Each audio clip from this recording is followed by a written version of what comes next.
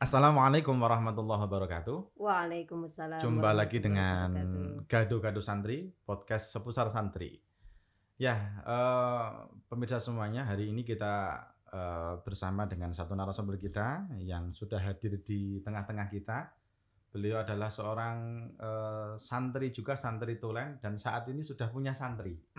Jadi, insya Allah kita nanti akan menggali banyak tentang kesantrian, khususnya nanti berkaitan dengan bagaimana memanage santri itu dari satu segmen tertentu. Telah hadir di samping kita, di tengah-tengah kita, beliau Ibu Dr. Faizatul Ansoriyah, Magister Sains. Sainsnya. Selamat datang Kurang Bu Faiz. komplit titelnya di belakangnya. Ada siapa? Al-Hafidhah gitu. Oh jangan. Beranak 5, bersuami 1. Oh. Ya, beliau ini adalah seorang santrinya Gus Karim dan sampai sekarang pun masih khidmah kepada beliau, dan ini menjadi salah satu yang perlu kita contoh bahwa salah satu tugas santri itu selain taklim juga khidmah. Suwe-suwe Mas Alwan mesti hiperbolis. Oh, apa-apa terus. Ya.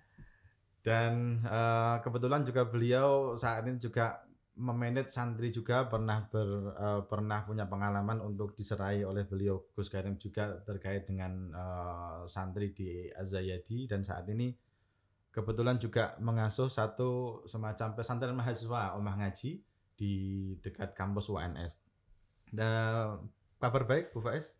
Alhamdulillah baik sekali. Ya, kali ini kita insya Allah akan ngobrol bersama berkaitan dengan beberapa hal yang berkaitan dengan kehidupan santri. Tapi kita membatasi satu tema kecil kita kali ini yang mungkin juga menarik di kalangan para santri, yaitu bagaimana seorang santri itu berinteraksi dengan lawan jenis. Karena kita mengetahui bahwa di pesantren itu kalau berkaitan dengan masalah lawan jenis itu biasanya ketatnya luar biasa. Tetapi dengan ketatnya yang luar biasa tersebut pelanggarannya juga luar biasa. Termasuk saya juga seorang pelanggar. Ya, jadi kita meminta berbagai saran dan juga nanti bukan pandangan dari Bu Faiz berkaitan dengan seperti apa sih sebetulnya hubungan antara laki-laki dan perempuan yang ideal di pesantren. Karena tidak mungkin kan kemudian sama sekali tidak berhubungan, tidak mungkin. Tetapi juga perlu ada batas-batasan tertentu agar memang tujuan dari pendidikan di pesantren agar memegang teguh pada ajaran syariat ini betul-betul terlaksana itu seperti apa. Lah, mungkin bisa diceritakan terlebih dahulu ya aktivitas penjenengan baik di zaman dulu masih menjadi santri ataupun sekarang yang sudah menggulau mentah santri itu bisa diceritakan terlebih dahulu. Semoga. Oke, terima kasih Mas Alvan. Kita lebih cocok gosing. Lah ya. Temanya tuh ya. Oke. Kalau menjadi santri sendiri, jadi ketika mungkin kalau hidup di satu alam di pesantren saja, itu akan sangat berbeda ketika hidup di pesantren tetapi juga di lingkup umum. Ya, jadi misalnya kalau ini seperti pesantren amfibi gitu ya. Jadi hidup di dua alam. Betul. Jadi kalau di pesantren, sekolahnya di pesantren, di satu istilahnya bangunan institusi gitu, itu pesantren itu akan sangat berbeda ketika juga dia di luar. Ya. Misalnya contohnya dulu itu kan Al-Qur'an itu hampir semua mondoknya di Al-Qur'ani, tetapi sekolahnya di luar, entah kuliah ataupun SMA seperti itu. Nah, itu menjadi satu hal yang berbeda misalnya dengan di Az-Zayadi ini. Nah, kalau di Az-Zayadi ini ya mau ndak mau ketemunya ya hanya lingkupnya teman-teman itu, baik putra maupun putri, disengaja maupun tidak disengaja. Ataupun kalau nggak sengaja ya sebenarnya ada niat kesengajaan untuk bertemu itu. Tapi ketika tadi di dua alam yang berbeda itu ketika di lingkungan kampus misalnya, ya itu sangat biasa bertemu dengan teman laki-laki, perempuan, kemudian kita bercanda dan sebagainya, meskipun pada saat itu meskipun dianggap konservatif ya, pada saat itu saya punya standar sendiri, tidak boleh boncengan dengan laki-laki. Ada batas-batas tertentu. Meskipun ya berteman. Saya pun punya teman akrab 2 cowok, 2 cewek gitu ya. Enggak masalah, tetapi itu teman di pondok atau di luar pondok? Di luar pondok. Di luar pondok. Ini yang menjadi satu hal yang menurut saya agak jadi satu tanda tanya. Dulu di kampus itu ketemu cowok biasa aja. bercanda biasa saja. Tapi kenapa? Kalau di Ketika pondok ya. ketemu itu pakai lirik-lirik, pakai bahasanya ngintro. Ngintro ya. Kalau betul. ketemu pas isah-isah atau cuci piring atau laden itu jadi ada satu yang berbeda. Saya berpikir kenapa harus seperti itu. Awalnya karena saya backgroundnya dari umum terus SD, SMP, SMA umum. Begitu masuk pesantren malah heran. Kenapa harus seperti itu? Ini, iya. Toh pada akhirnya sebenarnya ya pengen lihat, tetapi ada rasa yang berbeda ketika ketemu itu beda dengan di kampus. Nah artinya ketika memang apa ya, kalau di pesantren saja dengan yang dua alam itu berbeda. Nah, cuman ketika di luar ya menurut pandangan pribadi loh ya, itu seorang punya titel santri itu justru punya tanggung jawab yang lebih berat daripada yang mereka yang orang umum iya, artinya ketika santri bonceng-boncengan. Ya, baik tanggung jawab pribadinya kepada pendidikannya ataupun lembaga. Marwahnya. Misalnya santri Al-Qur'ani yuk boncengan. Saya enggak nyindir ya Mas Afwan ya. Ada yang tertawa. Boncengan atau santri Al-Qur'ani kok jalan berdua. Itu satu hal yang pada saat itu memang ya secara pribadi ini kayaknya enggak benar sehingga tidak melakukan itu meskipun ya namanya anak muda Mas Alvan tetap adalah TTM teman tapi mesra. Tapi mesranya kita itu pada saat itu ya nggak berduaan gitu. Ya yang mau saya kan gini. Jadi memang ada satu hal yang berbeda di santri ya di pondok pesantren yaitu mengatur hubungan interaksi antara laki-laki dan perempuan itu memang sedemikian rupa. Nah, yang sesuai yang panjenengan alami saat ini ataupun juga yang sekarang di Omah Ngaji atau dulu di pesantren Az-Zayadi itu masih relevankah dengan seperti itu, dengan mungkin membuat sekat lah atau mungkin pemisahan tempat yang aktivitas lah, bahkan mungkin kalau ada interaksi harus ada punishment, harus ada takzir yang mungkin yang paling berat itu kan takzir kalau ada hubungan itu kan, misalnya dolan bareng itu takzirnya kan paling berat. Tapi Mas Alvan dulu pernah ditakzir nggak? Alhamdulillah saya aman. Ya, tidak konangan maksudnya ya. Apakah masih relevan saat ini diterapkan seperti itu? Apakah ada bentuk lain yang mungkin lebih tepat gitu? Menurut saya tergantung segmen umurnya, segmen usianya. Jadi kalau di anak SMP itu masih tetap harus ada batasan-batasan yang dibuat peraturan. Meskipun kalau saya termasuk yang masuk ke yang tidak saklek dalam artian betul-betul sangat membatasi karena kadang kalau terlalu ketat itu malah justru penasaran. Jadi ada saatnya bertemu bersama tetapi dalam koridor misalnya acara bersama seperti itu dan ada ustadz-ustadzahnya nggak apa-apa. Atau ya di kegiatan-kegiatan bersama itu malah justru dibaurkan saja tetapi ada pengawasan. Jangan sampai yang betul dipisah oleh dinding yang tinggi kemudian sampai tidak bertemu, kecuali kalau memang pesantrennya hanya laki-laki atau perempuan itu sudah beda lagi. Nah, tapi kalau sudah usia mahasiswa, saya masih ingat ini dulu waktu mahasiswa itu punya temen yang dia nggak pernah bisa menatap perempuan. Nah, bahasa kerennya itu, tapi saya dari dulu agak jahil memang. Jadi ketika teman saya ngajak ngobrol saya tidak menatap saya malah di depannya sengaja melihat matanya. Nah itu teman saya sampai ya artinya kalau mahasiswa yang saya terapkan sendiri di teman-teman. Kalau saya mengatakan bukan santri Mas Alvan, tetapi anak-anak dia mengaji karena levelnya sudah mahasiswa. Semuanya mahasiswa itu ya. Mahasiswa. Dan ini mereka sudah paham sebenarnya hakikat hidup mau cari apa, mau apa. Meskipun sebelumnya mungkin ada yang bukan dari pesantren, ada yang dari umum. Dari pesantren, tetapi kita ciptakan kulturnya apa?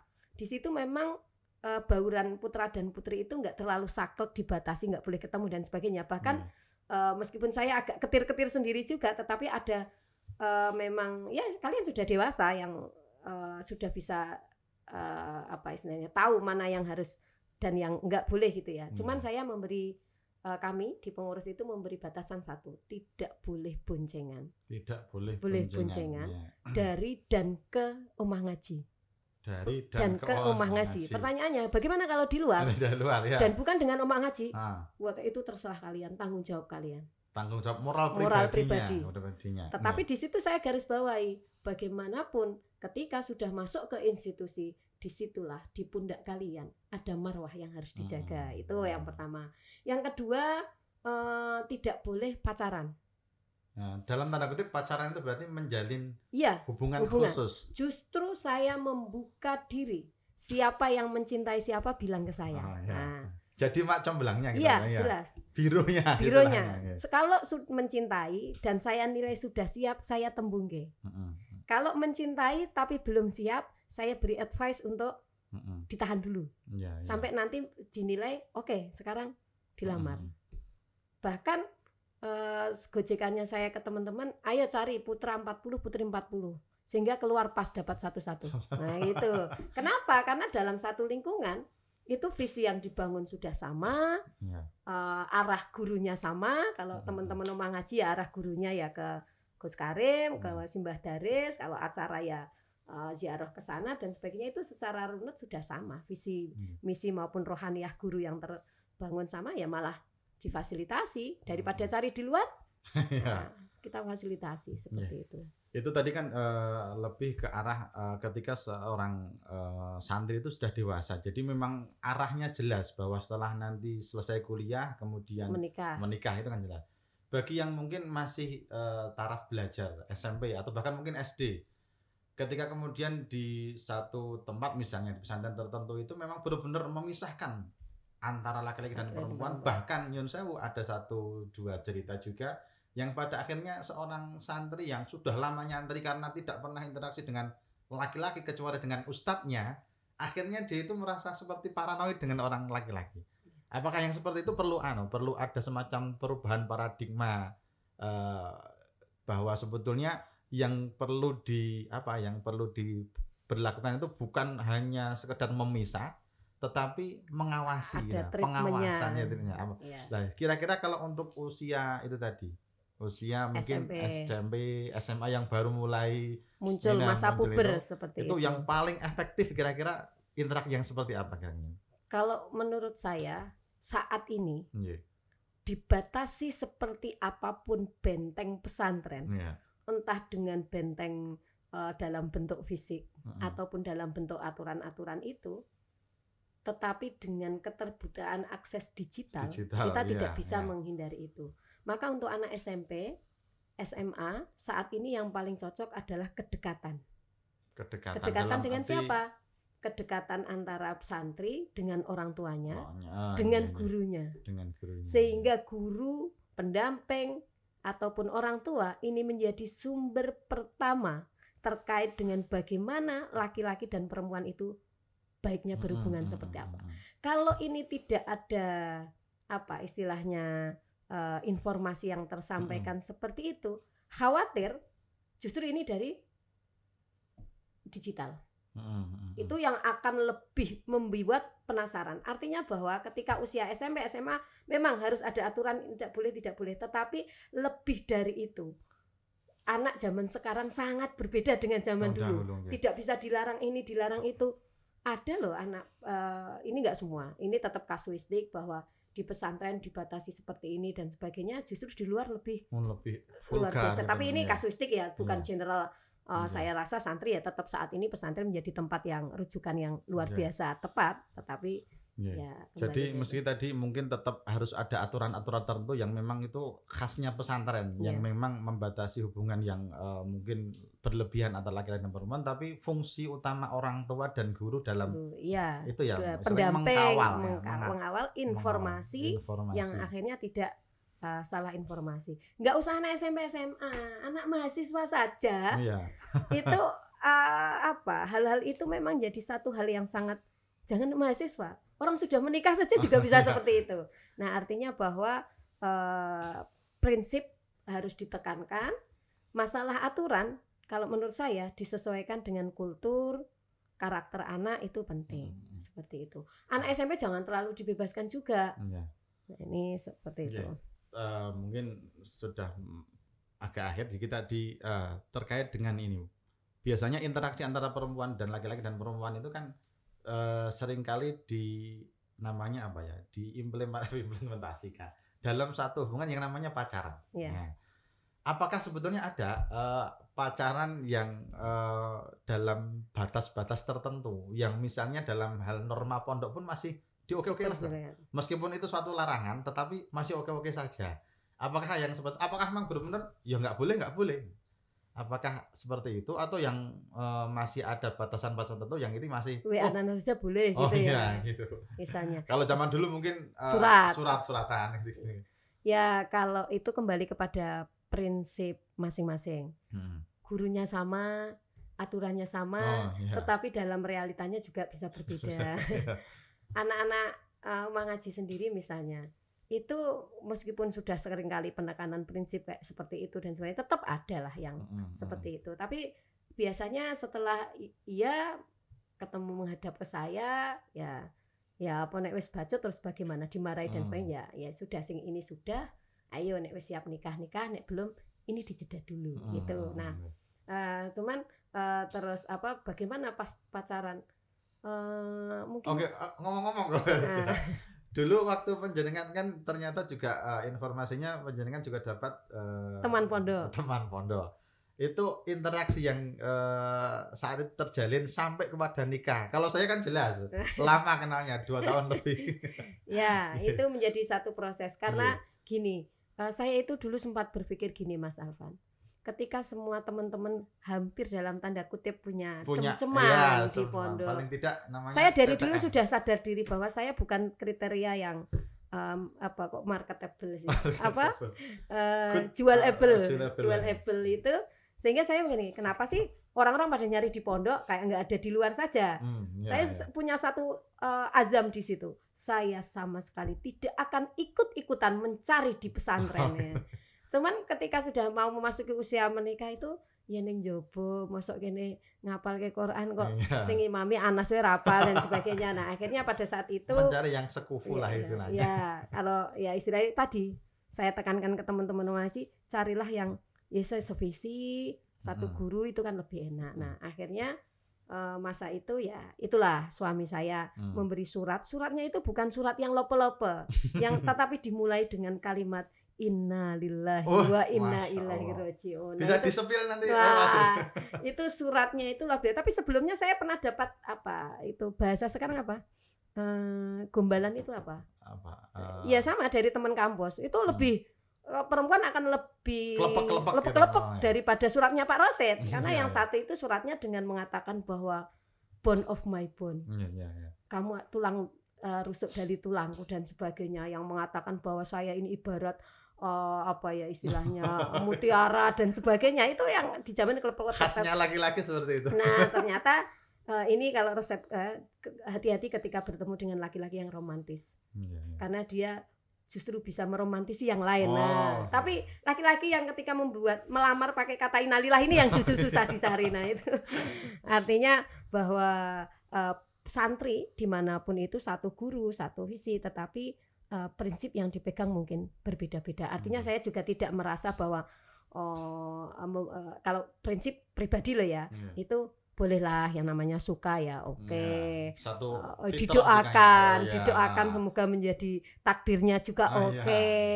Tetapi sekali lagi apalagi kalau perempuan, saya selalu menekankan perempuan itu harga paling tinggi adalah di harga dirinya.